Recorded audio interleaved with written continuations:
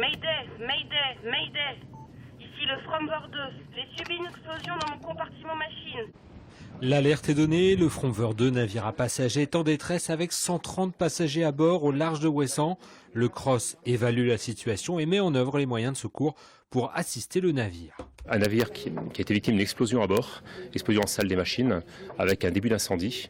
Donc là actuellement les investigations sont en cours pour évaluer d'une part l'ampleur des dégâts et d'autre part les développements prévisibles.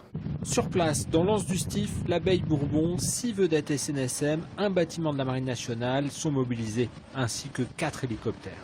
Vous venez d'assister à plusieurs opérations d'élitroyage. Une équipe de marins-pompiers a été élitroyée à bord du Fromveur 2 pour éteindre l'incendie qui est à bord. Ensuite, nous avons plusieurs blessés, des blessés graves.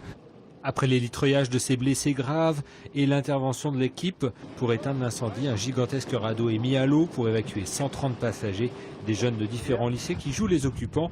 Un dauphin s'invite même à l'exercice. À terre, chacun livre son impression. Ça s'est bien passé. C'était un peu long à un moment, on a attendu longtemps.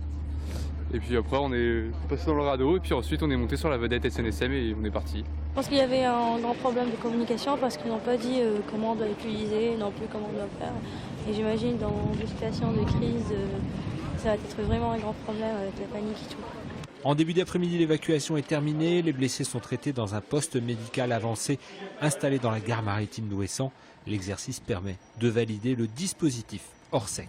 Dans ce type d'opération, c'est que les secours fonctionnent bien, soient déclenchés à temps, se parlent entre eux et que la fluidité de l'évacuation des passagers, du traitement des blessés soit assurée tout au long de la chaîne. Le radeau géant est ramené à terre. En France, seulement 5 à 6 bateaux possèdent de tels équipements de sécurité capables d'embarquer 150 passagers.